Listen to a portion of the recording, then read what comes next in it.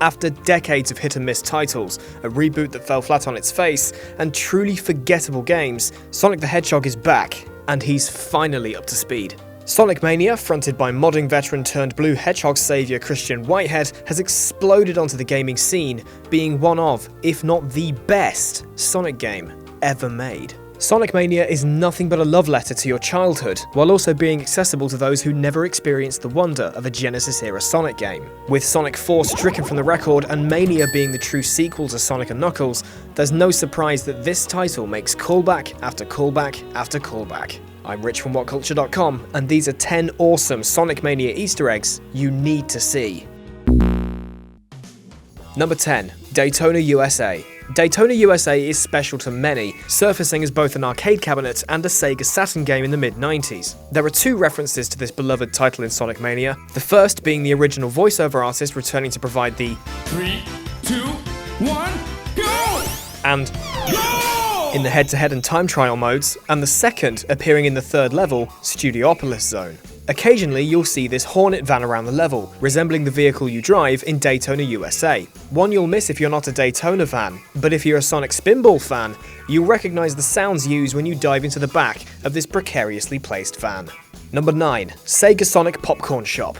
Sticking with Studiopolis Zone, you might come across these giant popcorn machines during your travels. These reference real Sega Sonic popcorn shops from Japan in 1993. Appearing to be the love child between an arcade cabinet and a vending machine, after deciding which flavour popcorn you'd like, salted, buttered, or curry, you turn a crank to assist Sonic in stopping Robotnik stealing his popcorn.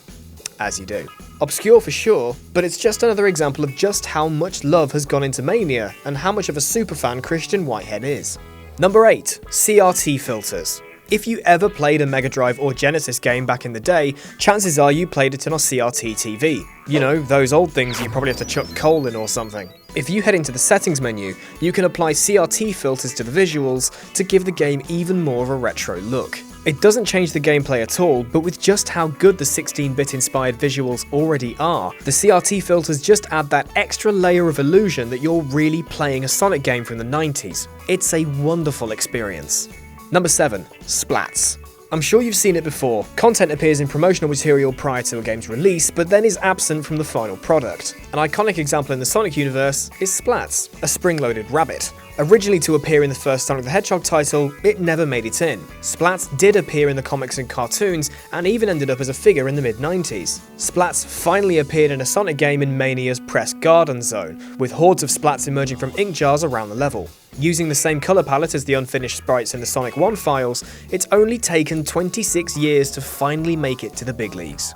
Number 6. Genesis Does. Back in the 90s, the SNES had fierce competition with the Genesis. The now iconic catchphrase, "Genesis does what Nintendo don't," was all over TV screens and magazine ads across the globe. Once again, Studiopolis Zone references this with these Wheel of Fortune-esque rotating panels. Similar panels also bear "Welcome to the next level," yet another marketing slogan Sega used in the 90s. I mean, this one says "Welcome to the next level." Looks like you're going home without that washing machine, Chris.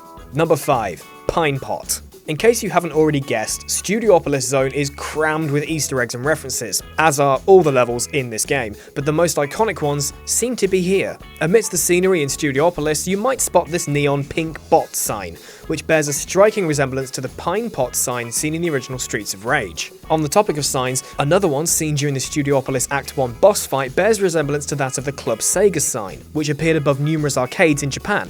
See? Chris knows his stuff. Number 4.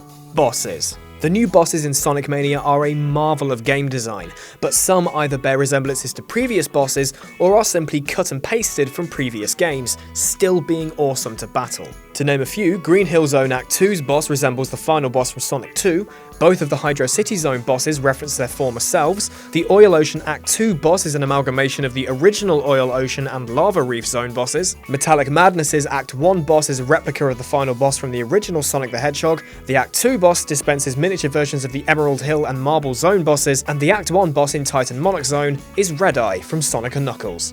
Number 3. The Sonic 3 intro. There is nothing more exciting than booting a game for the first time. Sonic Mania for me was no exception. Starting Mania mode and seeing a recreated opening to Sonic 3 oozed nostalgia and excitement. With the Angel Island theme blaring, Sonic and Tails aboard the Tornado arrive on Angel Island, not to find Knuckles as we'd expect, but Robotnik's goons retrieving the Phantom Ruby, setting the game's events in motion. Just a small thing, but an exciting throwback nonetheless. Number 2. Competition mode. A Genesis-era Sonic game wouldn't be complete without a two-player head-to-head mode. Sonic Mania's competition mode is reminiscent to that of Sonic 2, down to things like the item boxes being randomized, and most notably, how stretched the split screen is. Sonic 2's split screen was just the game as you knew it, but laughably squashed. Sonic Mania continues this trend. Not exactly the most aesthetically pleasing approach, but one the hardcore Sonic fans will love. The only thing that's missing though are the horrendous frame rate drops encountered when someone loses more than 3 rings. And number 1, Dr. Robotnik's Mean Bean Machine. I could have stuck this in the bosses entry, but this one was so mind-blowingly awesome, it deserved its own. It sucks if you're watching this right now, because if you haven't played through Chemical Plant Zone in Sonic Mania, you'll now know what's coming. I practically shit myself with excitement when this boss fight started. Plain and simple, the boss fight is nothing more than a head-to-head game of Dr. Robotnik's Mean Bean Machine from the Genesis spin-off in 1993, which in itself is merely a reskin of the Puyo Puyo puzzle game. I don't know whether I said that right. Such a radical change in Sonic boss fight history puts this firmly at the top of this list, and for me, was one of the most unexpected and brilliant Easter eggs in Sonic Mania. And that's our list. There are so many references in Sonic Mania that I couldn't put them all on this list.